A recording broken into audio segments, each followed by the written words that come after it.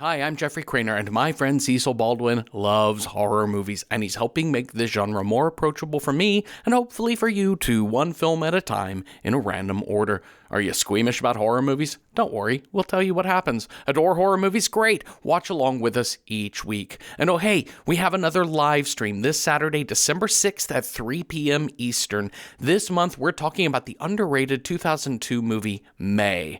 Our live shows are only $5, and by being a Patreon member, you get to help us pick the movies we watch each month. We, of course, do a random draw of all nominated films, so join us this Saturday, December 6th at 3 p.m. New York time as we discuss May from 2002. That's at patreon.com/randomhorror9. But that is later. Let us talk about today's episode. As always, check the show notes for content warnings about this week's episode discussion and film. This week, we randomly rolled a 6 for toys and or dolls and a 4 for 1991. Here is episode 298.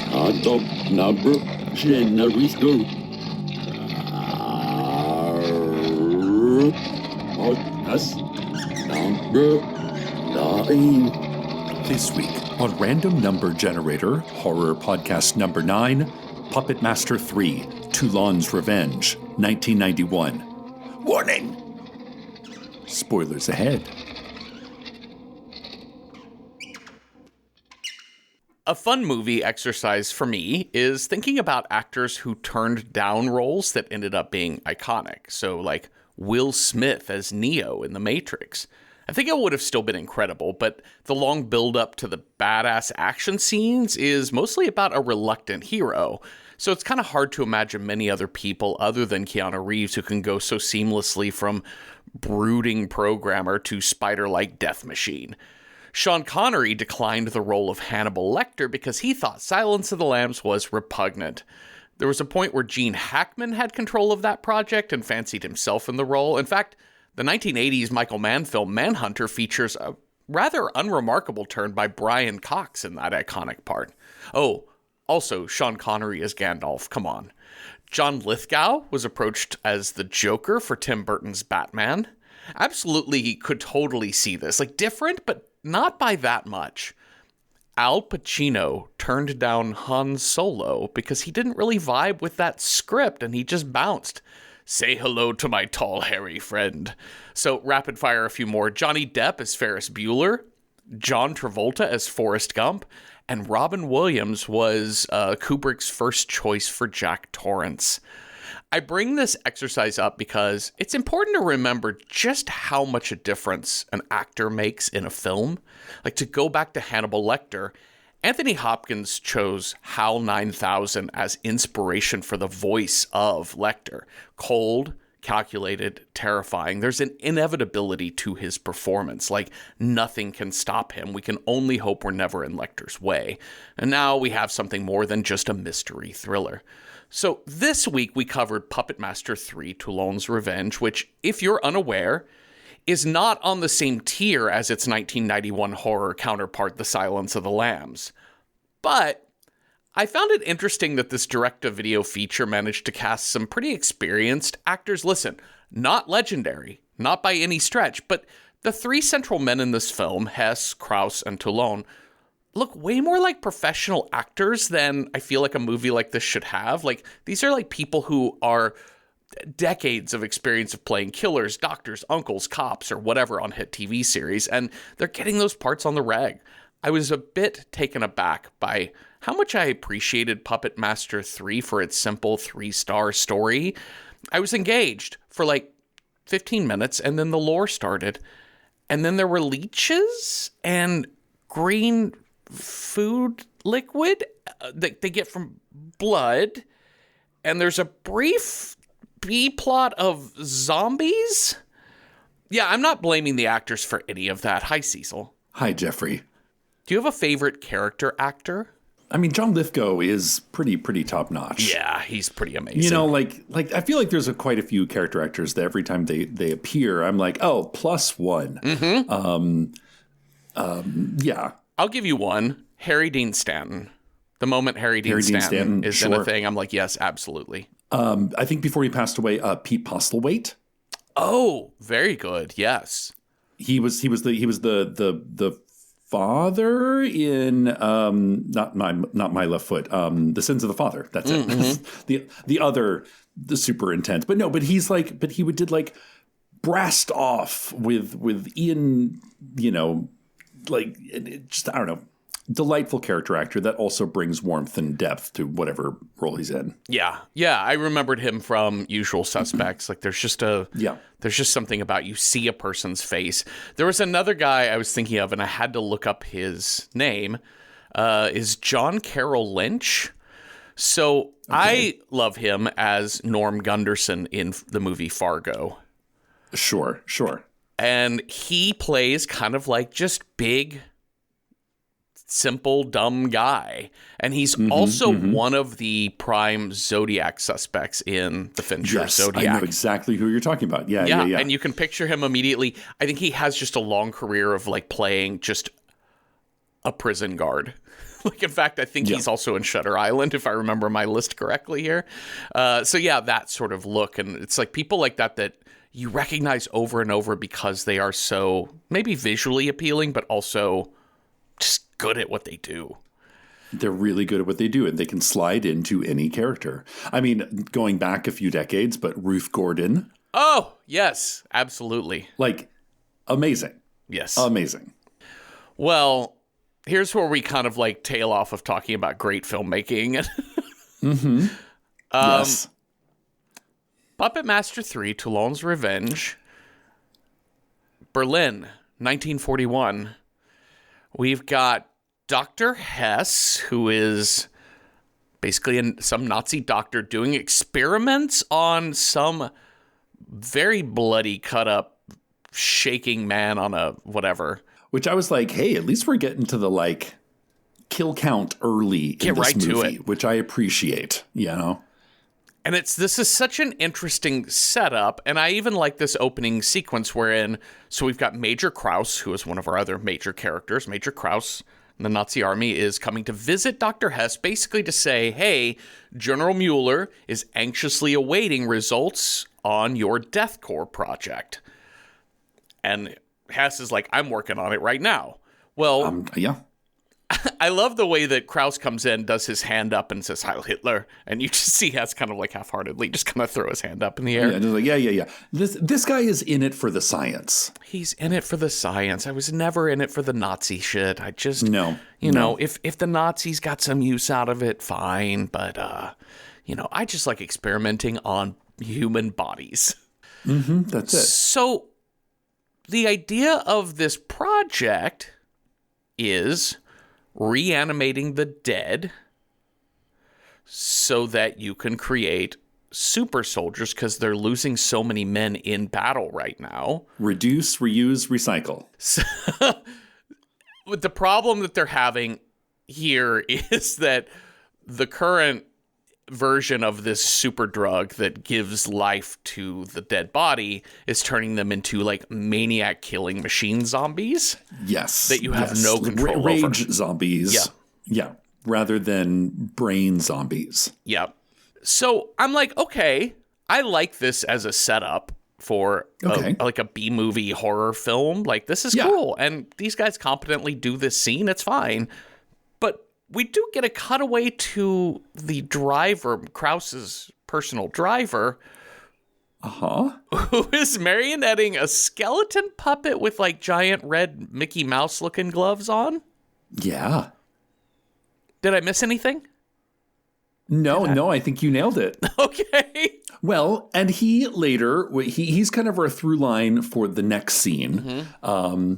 Because next thing we know, we're at a puppet show, Jeffrey. Everybody loves puppets. Sure.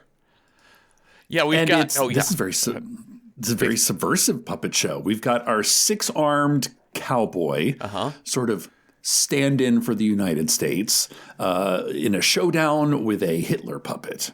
Hitler. The kids are going wild. Sad Hitler, yeah. Kids are going nuts. They love it. Except this one guy who was there the night before. And he's like taking all kinds of pictures. He's like, oh, no. Subversive. And then after the show, we meet Andre Toulon of the film's title.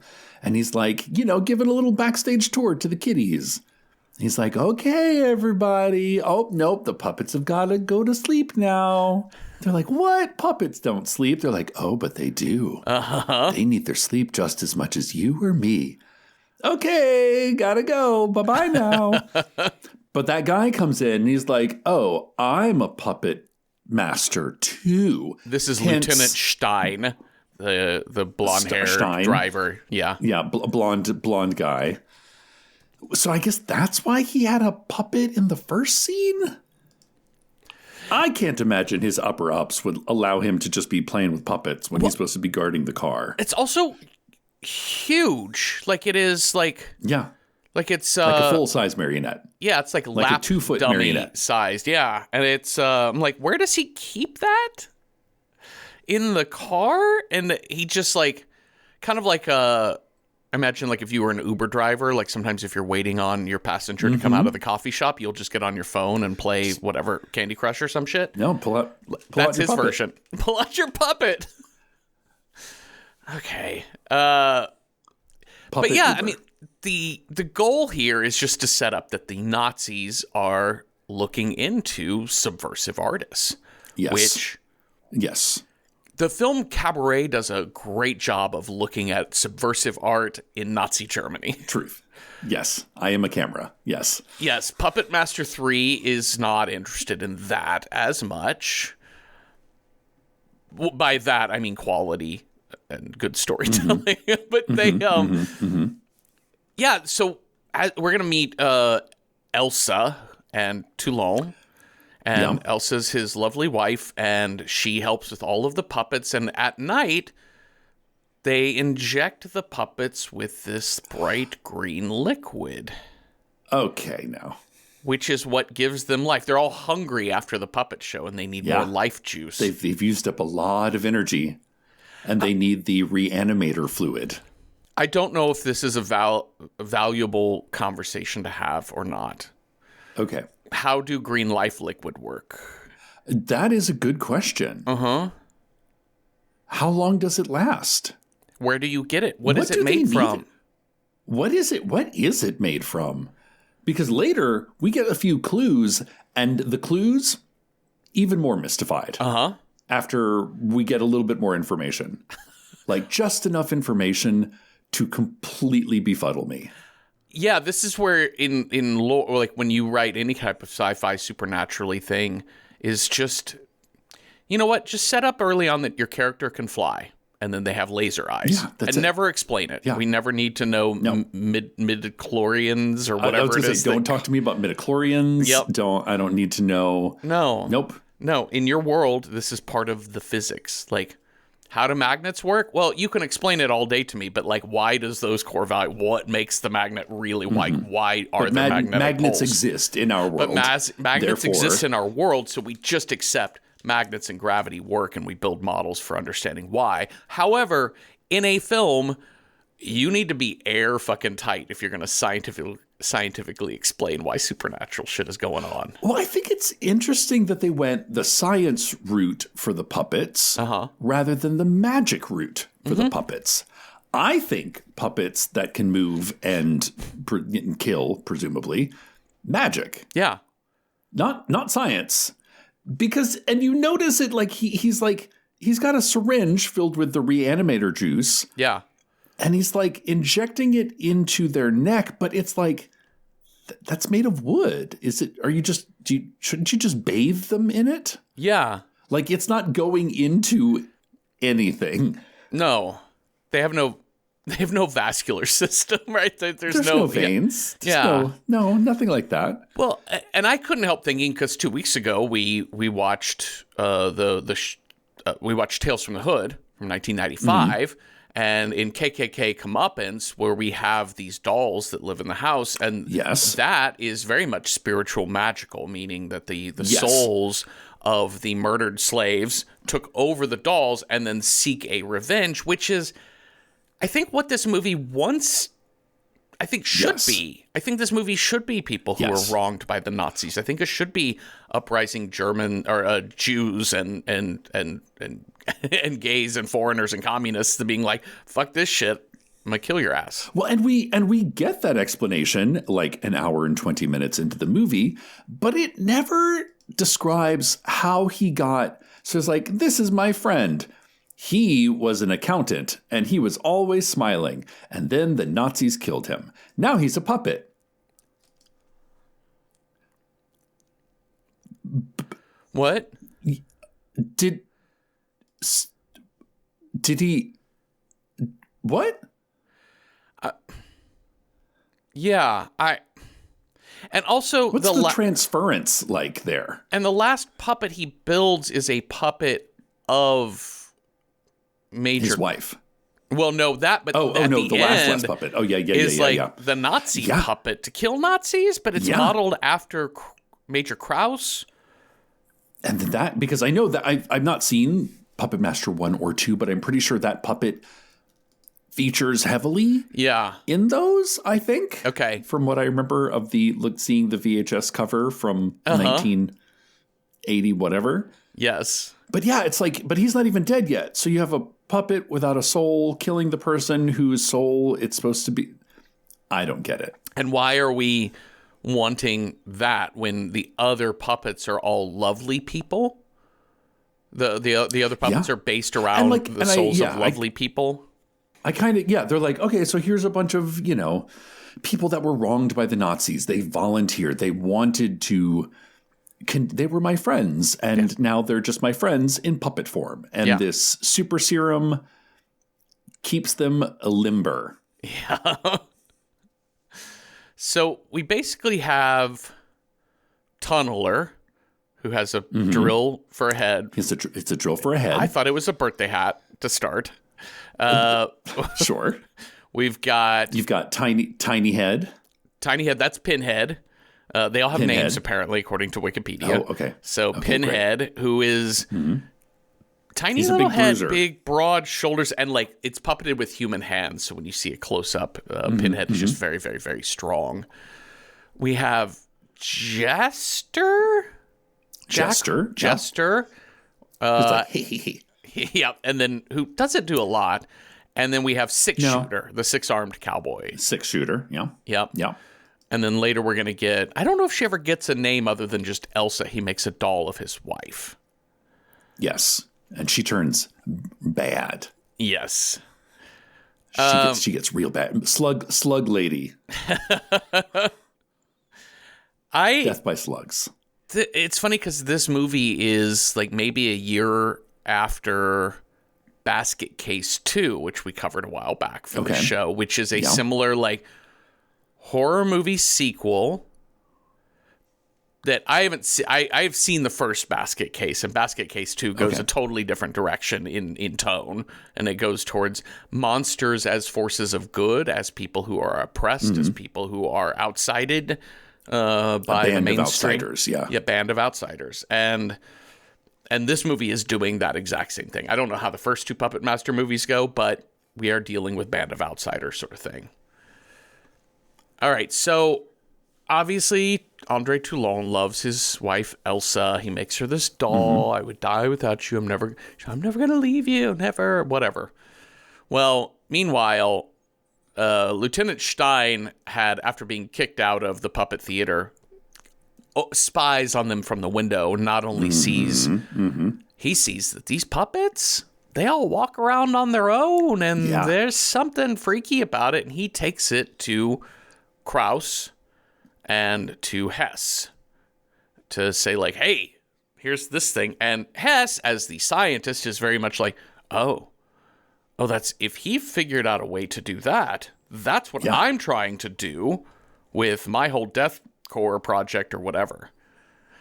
And Krause is like, he's committing treason by killing Puppet Hitler. Yeah. Yeah, kill them all. So we have this kind of internal battle between Hess and Krause of, what we should be doing. And Krause is very much a like, kill them all. Hess is like, no, let's do it for the science. But General Mueller is still kind of on Hess's side, being like, yeah, I don't know. I'm trying to develop. I've got Goering breathing up my ass, telling me I need to create a zombie juice so that we can reanimate the corpses of our dead soldiers. So they shut down the puppet theater. They not only, let's see, they come to arrest Toulon. Yes. And in the process, Hess is taking these vials of green juice down. Elsa tries to stop him. She gets shot in the back. Yeah. Krauss says, as Toulon is weeping over his dying wife, they pull him away, and Krauss says, you go to prison. She'll go to the hospital. She spits on Krauss, and he just shoots her dead. He just shoots her. Oh, no. Yeah. So they've got Toulon with a couple of his puppets in a separate car. Pinhead and Tumbler. And those puppets just go ham on that driver. I love just how calm. Driller. Mm-hmm. I know. Yeah, Driller just literally drills through the person driving the car. Uh-huh. Which crashes into some pallets. The thing, and then he just leaves. Yeah. So, Toulon has escaped custody. We finally meet General Mueller, who is basically, he's riding Hess saying, like, the higher authority needs your test results for what you're working on. Yeah. And with Krauss, he's like, you killed this dude's wife, and we're trying to use this guy. Yeah. Like, we need leverage here. We need leverage, and you're off just being violent. And, of course, Krauss is like, well, I don't see the death of a Jew woman as a problem. So, like, clearly we have, like, conflicting interests and lots of incompetence happening in the Nazi circles. You're lacking bigger picture here, Krauss. Yes. And then we get the phone call, hey, by the way, a couple of your soldiers died, Krauss, and Toulon has escaped. Uh-oh. So we go burn down. We don't burn down the building. We just burned up his puppet theater stage. Yes, but then later it's totally fine again. I mean, it doesn't look like I couldn't build this thing in an afternoon, but it wasn't super complicated. It's just a platform with some. I mean, like drapes. The puppet theater is burnt down. Yeah. But later, Toulon definitely hides out at his puppet theater, and I was like, oh, apparently, the entire building didn't burn. Yeah, it's just the stage, just the theater part. Yeah, just the little puppet stage. Well, great. Showed him. Yeah, It's like, I slashed his tires. They solved the problem, like, in an uninspired way, but they solved the problem I had at the very beginning when I was realizing what this movie was going to be about. All of these puppets are going to get revenge on the Nazis. Uh-huh. I thought, what are they going to do with the Hitler doll? And I realized the thing with the Hitler doll is he's inanimate. He doesn't have a life in him. He doesn't give him the juice. Doll. He doesn't get the juice. He's just kind of like sad-faced and shakes his head no, and it's like, oh, I'm being, when he gets shot down on stage. So they just smash the Hitler Krauss, doll. like, smash him up ananyway? Yeah, they just smash him up. They're like, they just smash him up. Let's just get rid of this because we can't have like a hero Hitler doll killing the Hitler Youth or whatever. They manage to burn the theater stage down, but they don't ransack his belongings. So they leave a lot of the juice. They leave the puppets. They leave all of the things there because Toulon is going to get back home later and then take the rest of his puppets. And take the rest of his puppets. Hess is doing experiments with the juice now. And he's like, oh, yeah, like, analyzing it under a microscope. Just one look under a microscope, and he's like, yes, I can see exactly what I need to see. Like, okay, sure. Share with the class. But he injects it. I actually kind of like this. They had a reanimated corpse that has the side of their head blown off. And they have a gun in their hand, and they're trying to, like, kill themselves again. Yes. And he's like, hey, check this out. Sure, he only lasted, like, 10 seconds, but he's not filled with rage like the other ones were. So surely there's like Toulon must have been on to something. Yeah. But I think Hess is starting to get that it's not a chemical thing. It's more of a like conditioning thing. Because he's like, this guy wanted to kill himself.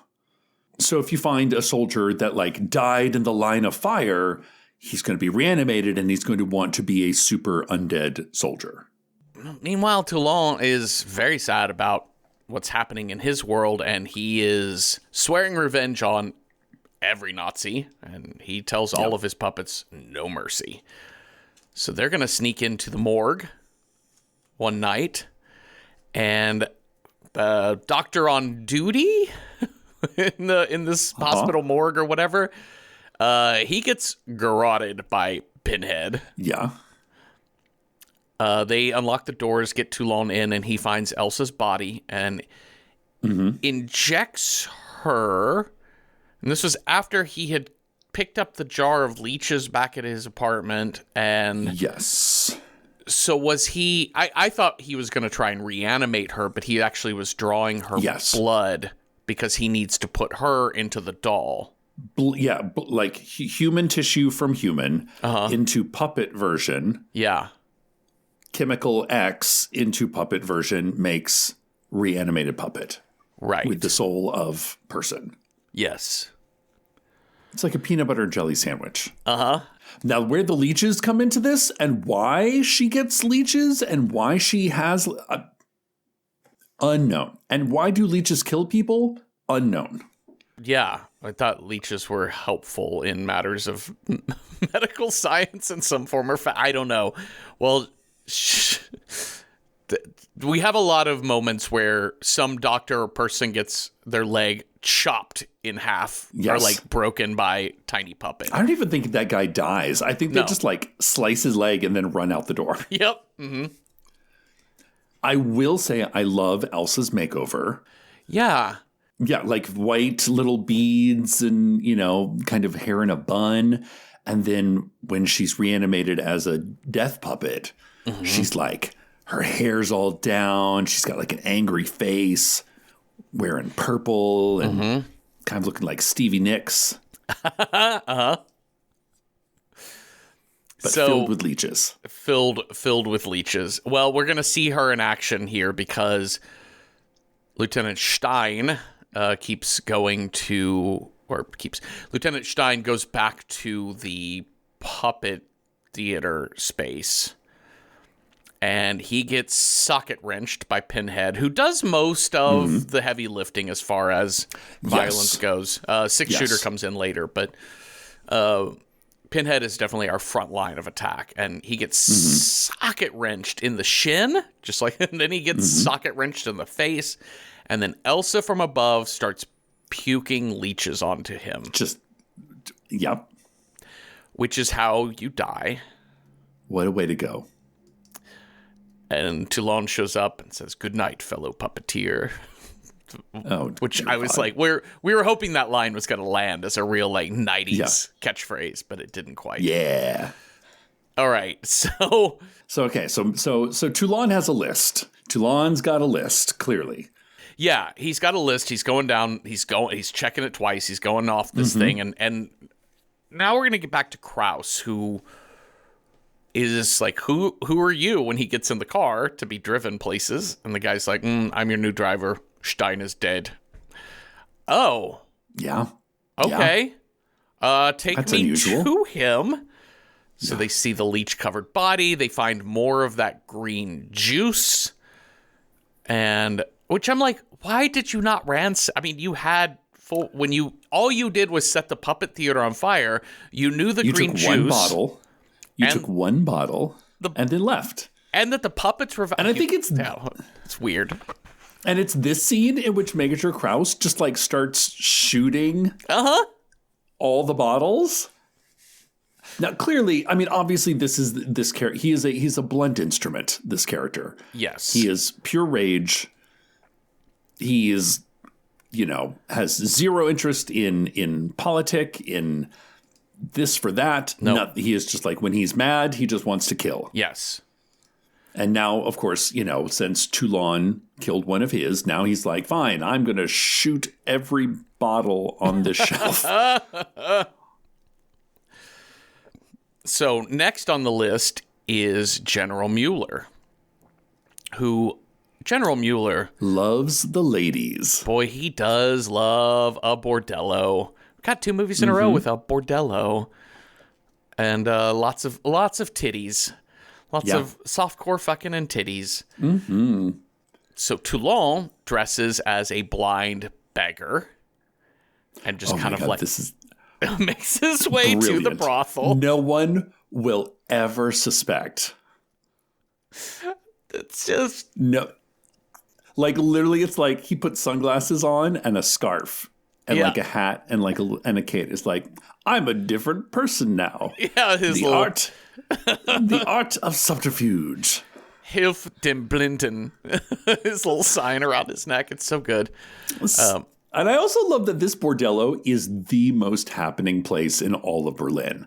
Like, it's the middle of the day. There are people like hanging out the windows. There's hookers on the street. There's they are having a time, those Nazis. Oh my God. I would love it. I would think even in like bordellos usually operate under the radar, but this is like something out of a musical comedy. Mm-hmm, mm-hmm. And blind man Toulon just sort of like walks right past like do do do do do do do do do, takes out 6-shooter, mm-hmm. climbs up the building. Yep. Now, okay, so 6-shooter clearly interrupts Mueller after he's had his little fuck session. Mm-hmm. He gets one of his arms blown off by a normal size gun. Yep. But then he shoots Mueller like 5 times. Yep. Mueller falls back out of the window, which I'm glad Mueller died falling out the window, because I'm like, those guns are only like this big. You might lose an eye from one of them. Yeah, it'd be really hard to kill somebody. Yes. With a gun and a bullet that's like this big. Mm-hmm. So Krauss gets a phone call that Mueller is dead, and oh no. Again, maybe this is why the Nazi regime fell. I would say land war in Russia was probably a bad idea, but there probably was a lot of incompetence. And I would say one of the procedural incompetences laid out by this documentary is that they have soldiers, like officers, conducting police detective work into the murder, completely decimating the crime scene, being the most incompetent detectives you'll ever see, because they're not detectives. I think that's just a sign of many cracks in the procedural foundation of the Third Reich. The house is starting to fall. I love it when Hess is like, oh, okay, like, well, look at this tiny little bullet. Mm-hmm. This is clearly what he was shot with. They're like, but he was shooting it like how could he miss point? Oh, look, there's a puppet arm sitting right here. I wonder if this is the clue we're looking for. I wonder. Meanwhile, Toulon has been hiding out in this. He refers to it as, I guess, a shelter. It's just kind of it looks like a bombed out building somewhere in Berlin. Well, he was hiding in a pharmacy. Okay. Because that's where he was, I think, making the juice or found the juice or something. Oh, I thought that was his old place. That was the juice he got. No, I think it's a pharmacy. Oh, like a boarded up, like probably run by Jews who have been run out of town, and that's where he meets dude and okay. guy, this is a pharmacy that he's. I just thought that this just looked like the exterior shots look like a giant building that is bombed out because it's all rubble everywhere. And then that's a different place because that's where he meets Hertz and his son Peter, Mr. Hertz and Peter. Yes. Who were fans of his at the puppet theater. They were like, oh, it's the boy who's like, puppets need to sleep. Yeah. He's like, yes. He's like, oh, we're on the run from the Nazis. I'm having a swell time. I was like, kid, you need to readjust you need to reframe your situation here. Yeah, he thinks he's in Life is Beautiful, and he is not. Yeah, this is in the, like, bombed-out building that they're all staying in, and they approach Toulon, and they're like, oh, my God, you're hiding, too. We're all Jews. You won't give us up, right? And he's like, well, yeah. Yeah, I'm trying not to give myself up. And, Peter sees that 6-shooter's arm is missing, and he's like, I'll go back to your lab and get it. And he's like, you don't need to do nothing, kid. Like, you just do whatever your father says. Father's trying to get Peter and himself to Switzerland. He's also trying to get his wife back because she was arrested by the Gestapo because they knew she was from Poland. All this shit is going on. So that's happening. Meanwhile, Krauss is so annoyed with Dr. Hess because Dr. Hess cannot stop talking about how brilliant Toulon is. Mm-hmm, mm-hmm. And he's like, you, sir, are going to be under armed supervision until Toulon is captured because I don't trust you. Peter does sneak off to Toulon's old workshop, and he goes to find bits and bobs of these puppets. Like a wrench or an arm or a drill or something. Yeah, just something, like all the spare parts that he needs, which the Nazis have never thought to ransack and capture, take any of that. No, of course not. So, but meanwhile, Hess has convinced his little soldier guard, his little private, to take him to that lab because he wants to do the same thing. Meanwhile, he finds the boy. This poor dumb kid. He's like, hey, I'm a friend. Oh, I mean, sure, I have an armed Nazi guard, but I'm totally a friend. I just want to talk to your friend Toulon. We're all friends here, right? Yep. Just talk. I guess this is sort of credulous because he does sort of become... He has some kind of weird redemption arc, Hess does. Because we're going to learn when he does get over there, he very much sympathizes with Toulon and wants to help him escape. He's the, like, I'm only in it for the science. Yeah. I just want to figure out, I love a problem, and I love figuring out problems. Yep. It's unfortunate that the problems I'm figuring out are creating Nazi super soldiers. Yep. Just time and place, Yep. I love the accents in this movie are wild, and most everyone's doing a great job with the German. It's just kind of like a slight German accent at times. Like a whisper. Yes. Yeah. And my favorite are all the bodyguards, the dudes in the background, like the young actor dudes that have like 3 lines that are like, yeah, we found him over here. Like, the more evil you are, the stronger your accent is, or the more meaningless your part is, the stronger your accent is. My favorite is this boy, Peter, because he doesn't really go for the accent. He's very American sounding, but every few words, he puts a slight German accent on. Like, he was like, I will help you, puppet master. And it was like, I will help you, puppet master. It's great. Mm-hmm. All right, so... Peter has sold out their hiding spot to Hess, who has shown up at the rubble shelter area. But also, Krauss has somehow captured, or Hertz found a wanted poster for Toulon, saying there's a reward if captured. And he takes it to Major Krauss. He's like, I know where this guy is. Just promise you'll get me and my son and my wife to Switzerland. Yes, like, I don't even want your money. Just get us out of here. Mm-hmm. Which, that's an awesome idea. Definitely bargain with Nazis. Yeah, yeah. So now, Krauss and his men are on their way to the site of the rubble. For whatever reason, Krauss allows Hertz to kind of say, hey, let me go get my son first. I'll be right back. And he's like, fine. Okay, sure. Because we're going to shoot every motherfucker in this place. Yeah. And this is where we get the sort of the Toulon Hess scene about Toulon's like, listen, what is the magic juice made of? It's in every museum in the world. It's based on ancient Egypt. You know how to do it. I know how to do it. Just snap your fingers. Wish real hard. Clap your hands. It turns out That's how you do it. The magic green life juice is just the friends you met along the way is That's almost the line he says to him. Kind of. Yep. Because I was like, wait a minute, what? Okay, so maybe it's made out of is it the leeches? No. It's okay, it's based in ancient, and then we get an even more incredulous flashback to like Toulon in 1911, in 1908, performing Puppet Faust in Cairo. Performing Puppet Faust in Cairo, presumably where he learned about this magic thing, but we only get one little flashback. And that's all the explanation we get. That is. And this is where he says to Hess, he's like, these puppets were my friends. They had to voluntarily be puppetized. That's why the magic works.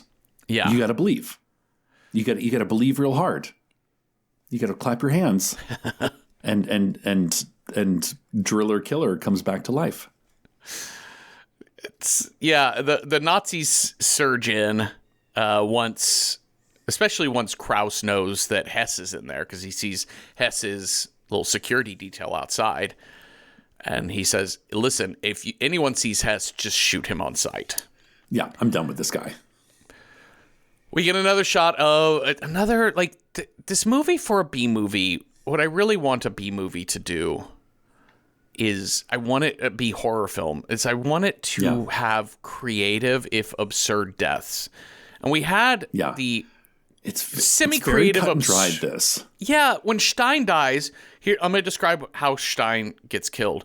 He gets hit in the leg, knocked down, hit in the face, and then leeches puked onto him. Leeches. And then he's just kind of like, the first Nazi that comes in. The dude who got drilled. Yeah. The dude who got drilled through the tummy. But this Nazi that runs in first gets hit in the leg, hit on the face, and then leeches puked on him. I'm like, you guys, we got to vary it up. We need a Home Alone style set of traps or something. They're puppets, Jeffrey. What can they possibly do? I know. Just you guys, if you don't, I never need the script to be tight or tidy or neat or clever. I need the creativity of your childhood imagination of how to murder someone with puppets. Okay, so Hess and Toulon get out of there, but as they're running out, Hertz, Peter's father, sees the Nazis are coming, and he's like, run, they're coming. But Kraus hears him say this. And then him and Kraus tussle for the gun. He gets shot. Hertz gets shot, and Peter witnesses it. Hertz gets shot, and now Peter's just like, oh no, my father. Oh no. Hess gets shot? No, he watches six-shooter guns down a Nazi soldier. Yes, and for some dumb reason, Hess just kneels over him and says essentially, oh, he's definitely dead. And then the soldier just up and stabs him in the chest. I'm that's why right. Are you? That's right. Why are you examining the soldier? Fucking run. Clearly, this man is dead. Oh. And then the soldier literally just stabs him and then lays back down. And dies. Yep. Oh. Okay. That's it. That's why, because I was like, man, you only have 3 main characters in this entire movie. What a wild way to kill. Just I believe this man is dead. He wasn't. But he tells in his last breath, keep fighting. Oh, Jesus. Yeah, okay, great. All right, so now we're down to so we've got Peter. Here we go. Peter and Toulon back at, Toulon is back at his old workshop now, I think. Back at the workshop that they burned down, yes. Yeah, where they just burned down the stage, but not the workshop. I don't know. However this works. And this is where Peter's like, I will help you, Puppet Master. And they're going to put together... I will help you, Puppet Master. I will help you, Puppet Master. And then we cut to Kraus back at his office, looking real annoyed, just chain smoking under the Nazi flag, just like, I don't know. And he tries to pick up the phone, but it's not working. Uh-oh.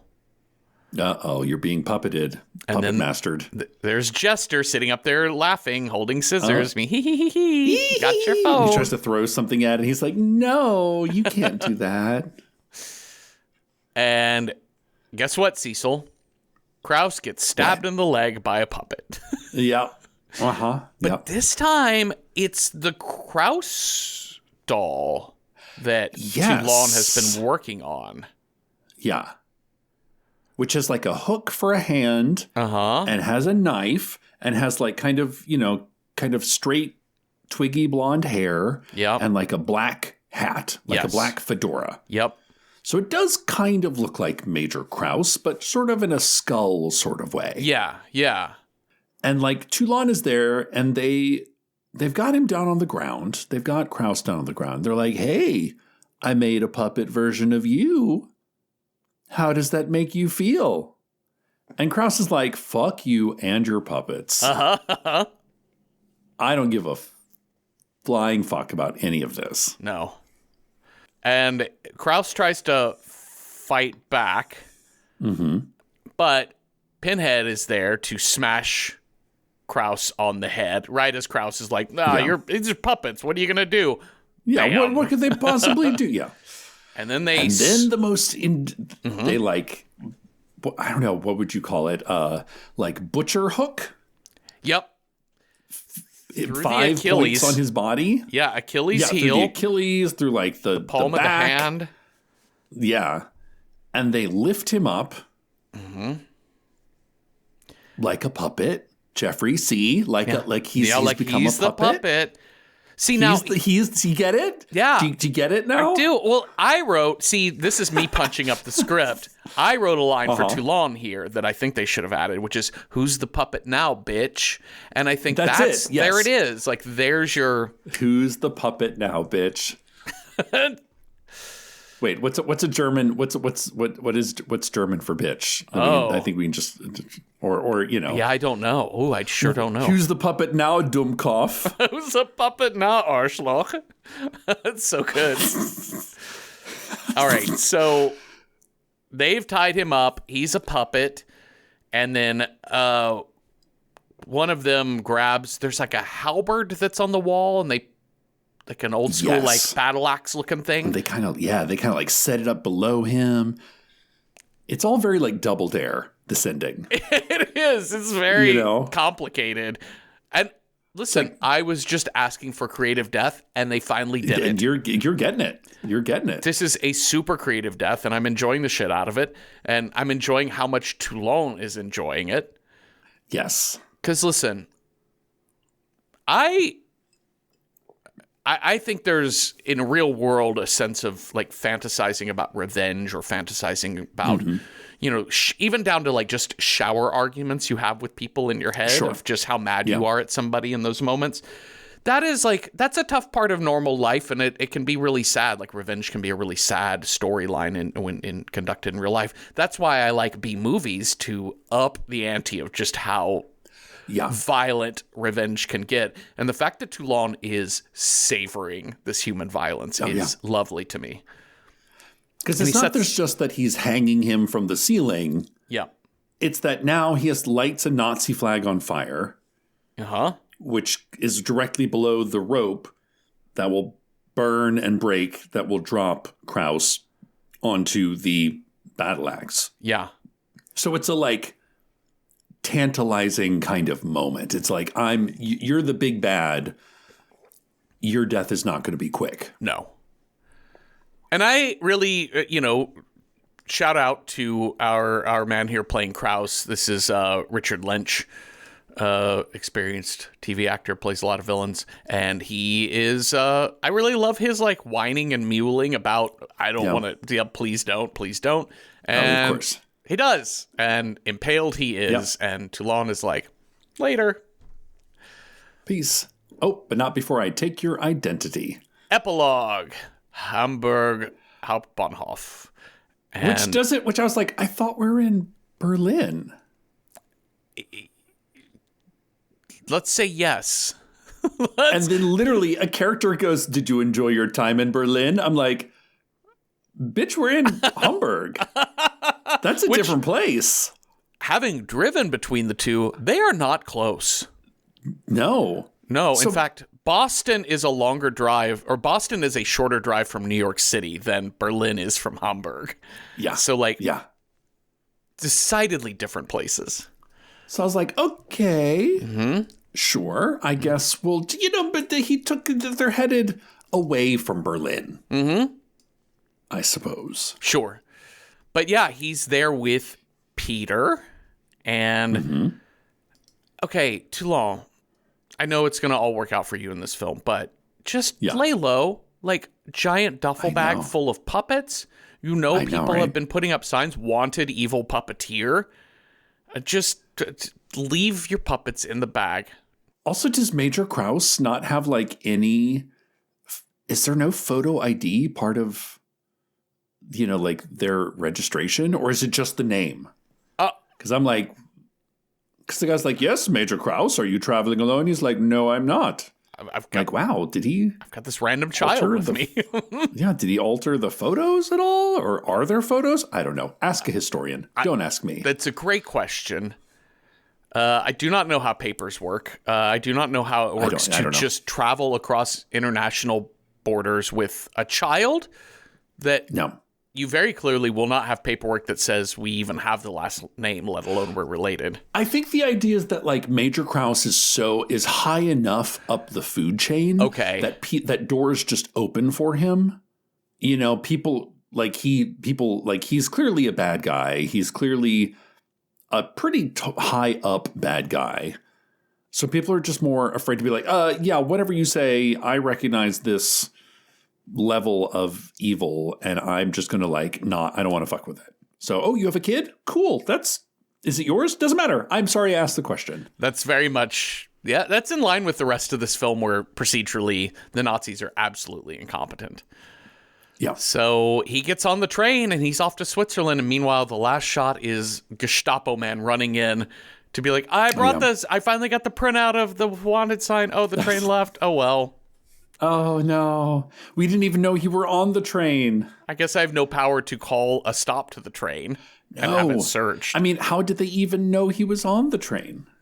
If you think he's on the train, call for a stop to the train. You're the fucking Gestapo or SS or whatever you are. Yeah, I know. No, we can't do that. Those trains run on time. This is Germany. Oh, that's true. Top priority. And then we do get this, the young boys like, we're going to Switzerland and then to America. Which presumably is when Puppet Master 1 through 2 happens. I guess so. I did a quick look at Puppet Master 1. Seems to indicate that Toulon is in California in 1939. Oh. Okay. And is killed by Nazis while they're in California. Anyways, it's very confusing. It's very. I was like, okay, interesting. I don't know. I'm just reading the Wikipedia article. I got confused and started crying, and I ran away. And just curled up in the ball on the floor. The end. Shall we rate this movie, Cecil? Yes, let's. All right, let's start with horror movie approachability. How approachable is this movie if you're horror movie squeamish? 1 being not at all approachable, don't go near it. 10 being you will have no problem with it. I would give Puppet Master 3 Toulon's Revenge 7 out of 10 throat leeches. It's more kind of gross than gory when it's bloody. It's not a lot of it's pretty basic in its violence. I just didn't find it super graphic. It kind of suggests what's happening. Probably the most violent scene is the string up the Nazi at the end. But even that doesn't really there's no head popping off. There's no guts pouring out of a body. There's not even the 2 reanimated zombie corpses are more the most bloody things beyond that. Yeah. Yeah. And I mean, I would say Flesh for Frankenstein last week was way more gross and gory than this movie is. This movie is not scary at all because, like Basket Case 2, the monsters are the heroes, and so the people getting mostly scared are the good guys, and or the people that are getting scared are the bad guys. The good guys are the monsters. Yeah. And ultimately, like, it's just kind of fun to fantasize about torturing and killing Nazis. That's all. I mean, good times. Sure. So for approachability, 7 out of 10. But to speak nothing of approachability, Cecil, how do you rate this as a horror film? As a horror film, it's okay. Like, I found it dragged on a little bit. Again, it's like, yeah, the puppets are cool. I liked it when they were like, the puppets did things. Kind of the stop animation-ness of it, I thought was very creative. But yeah, I think after a while, there's like only so many ways you can be like, oh, that Nazi officer's going to get it. Yep. Oh, and he did. Well, on we go. Yep. So yeah, I don't know, 3 out of 10 burnt puppet theaters. Sure. Well, let's figure out what we are going to watch next. You've got a scare die. I've got a style die. Let's roll those up and see what movie matches those two things. On your scare die, Cecil, if you roll a 1, our next movie scare is technology. 2, vampire. 3, psycho killer. 4, a wild card. 5, werewolf. Or 6, demonic. That's a 6. Wow, just blasted that right off of there. Put them on, take them off. Great. All right. So your demonic scare is going to be matched with whatever style I roll. If I roll a 1, it's got to be based on a true story. 2, it's got to have a 5-word or longer title. 3, a prestige picture. 4, something from the 2020s. 5, something we would consider horror homework. Or 6, a horror comedy. Let's see what we got here. 3, prestige. Which do we get to watch a good movie now, Jeffrey? We get to watch a Hollywood movie now, basically. Okay, all right. There's no promise that it's going to be enough. good, but Yes. it'll be slick. We've had a run of less than slick movies for a bit. Okay, so we wrote down a few that would match prestige demonic film. And we also are at Random Horror 9 on Letterboxd, and you can find our lists there and contribute to all of the possible die rolls on any given week. So, Cecil, I think you had a lot of these, so let's go through these prestige demonic pictures. The Ninth Gate. Johnny Depp is essentially a book detective. Sure. Who gets hired by Frank Langella to complete his Satan book collection. Mm-hmm. Very Roman Polanski, late Roman Polanski, detective story, Satan-y vibes. When you said book detective, my brain immediately was like, I must find out who wrote this book. Oh, here it is. Pretty much, kind of. There it is, right there on the spine. Found it. Yeah. Harper Lee found it. Detective. Yeah. Angel Heart. Bobby De Niro. Okay. Mm-hmm. Mickey Rourke. Mm-hmm. Yeah. Lisa Bonet. Like this is like a big sloppy crazy movie, but it is kind of like at the time it's a lot of big names that you know. It made Bill Cosby mad, so that's a plus. We've got Lost Souls.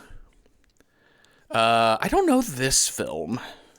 So this is Winona Ryder and Ben Chaplin. Okay. And it's like Winona Ryder, I saw this when it came out in the year 2000. Mm-hmm. She was the victim of demon possession, and now she helps priests exorcise people. So she's like a professional demonologist, but things go awry, let's say. Sure. We've also got... I don't know, it's got Winona Ryder in it. That's prestige. Sure. We've also got Constantine. Yes. I mean... Keanu Reeves. Speaking of Keanu. Mm-hmm. Rachel Weisz is really great in this movie. Shia LaBeouf. Wow.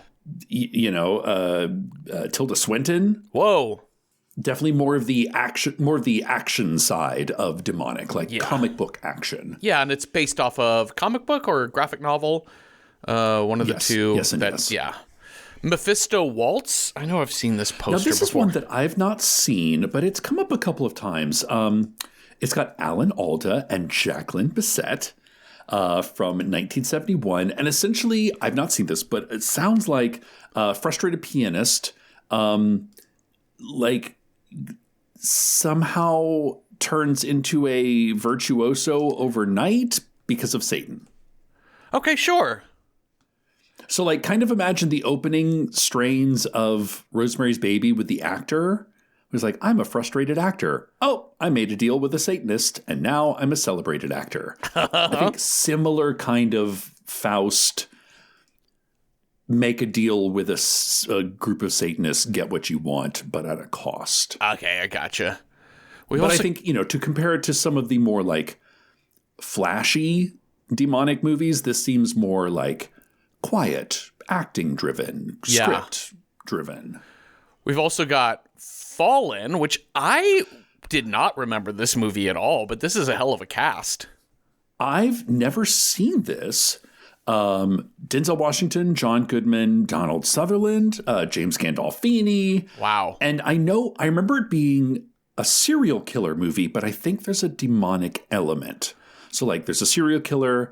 They either, like, catch him or kill him or something, and then the kills keep happening. Uh-huh. So I believe there is some sort of demonic aspect to it. And finally, we have The Devil's Advocate. This movie is so silly, but it's Al Pacino, it's Keanu Reeves, it's Charlize Theron. Yep. Keanu Reeves is a young hotshot lawyer who gets brought into a firm in New York run by Al Pacino. And essentially, Al Pacino just wants to see where his morals lie. Uh-huh. Okay, let's talk about what people had to say on Letterboxd. We've got a few suggestions here. Half Price Horror recommends The First Omen. Says it's kind of an elegant throwback to the 70s conspiracy thrillers that still packs a punch with its use of gore. Plus, Nell Tiger Free is putting on an absolutely fearless performance. I've heard really good things about The First Omen. Yeah. Monstrum recommends Hellboy, the Del Toro first movie of Hellboy, in which, Hellboy is from hell, but he's also kind of good. Yeah. And, has to figure that out. They also recommend The Wailing. Did we watch The Wailing? I feel like we watched The Wailing. I think I'm going to do we a watched it for a Patreon. Patreon episode 41 from April 24. So, sign up for Patreon and listen to that episode. There you go. And that's kind of it. A lot of people are like Angel Heart, Devil's Advocate, Ninth Gate. Mm-hmm. A +1 for Hellboy. Yeah, a couple pluses for Devil's Advocate. I tell you what, I was sort of intrigued by The First Omen. Like, I hadn't even thought about that one that's interesting, because I did hear good things about it too, but I haven't seen it. And I'm so intrigued because The Omen I found so silly, and I find a lot of that 70s demonic possession stuff to be a little goofy. So to see like a modern take on it would be interesting. I think I don't know if there's I think the other movies that kind of on the list were like, I know these actors. Oh yeah, these are famous actors. These are actors that I recognize. Versus The First Omen, which even though I've heard good things about, I don't really know anybody who's in it. Yeah, point taken, because you have people who maybe 5 years from now we're talking about how brilliant they are, but right now they're not very many household names here. So just being a really good horror film doesn't necessarily make it prestige, which is fair. Never seen Angel Heart. I'm super intrigued by that big mess of a thing. There's more like Hollywood, less horror-y things like Constantine and Devil's Advocate and Fallen. Yeah. It does seem like, Hellboy is another one that I've seen that is not, doesn't feel horror to me so much as comic booky. I would put like Hellboy and Constantine kind of in the same niche. Ninth Gate is interesting. Yeah, honestly, they're all similar-ish. But I think the Ninth Gate is like the one that I'm like, the prestige of it. It's pretty good. Okay. It's pretty good. Okay. And it is a little more subtle than some of the movies we've been watching recently. Okay. And Frank Langella. And honestly, Frank Langella, it does give a fucking great performance as evil Satanist numero uno. It also feels like the most... I've not seen it, but it does feel the most in line with like horror film rather than like Hellboy is comedy. Action horror. Action horror. Devil's Advocate feels a little bit like leans a little bit, not horror so much as like more like Faust, right? It feels a little Faustian. Yeah, it's horror, it's drama. Yeah. But I mean, it does have some horror, and it is like the ham acting is intense in The Devil's Advocate, which is a vibe. Which is absolutely a vibe. Going back to Mephisto Waltz, because that's one you haven't we go seen. for the quiet, subtle 70s. It's Alan Alda and Jacqueline Bisset. I know. I think the question is like, do we want? That's prestige? Alan Alda was huge. Jacqueline Bisset was enormous. Yeah. It's one we haven't seen before. That's true. I don't know. What do you think? Do we want to line it up for a coin flip or a roll, or do we want to just like dive into the one that just sounds the best? Let's do a coin flip. Okay. Between the Ninth Gate and the Mephisto Waltz. Ninth Gate and Mephisto Waltz. All right. I think you rolled last time, so I will do the coin flip. All right. I got my Secret Service Challenge coin. All right. The star side is going to be the Ninth Gate. Okay. And the eagle side is going to be our Mephisto Waltz. So let's flip that here. Flip. Eagle, Mephisto Waltz. Okay. There we go. That was fun. A classic. It is a classic, and it is available, according to Just Watch, for a viewing, for a rental somewhere. So we can do that. Let's panic over some satanics, shall we? I love panicking over satanics. All right. Well, thank you all for listening. Thank you, Cecil, for talking with me. If y'all have thoughts on Puppet Master 3, Toulon's Revenge, or ideas for movies that would have been good prestige demonic pictures, let us know at Random Horror 9 on Blue Sky, Instagram, and Patreon. And on Patreon, we have public discussion threads for each and every episode, and you don't have to be a paying member to participate. So watch Mephisto's Waltz? Is that where we're at? Oh, The Mephisto. The Mephisto Waltz. So watch The Mephisto Waltz with us this week, and come on back next Tuesday for a new episode. Have a restful night with no Nazis casing your anti-fascist puppet theater or nothing. Boo. Boo.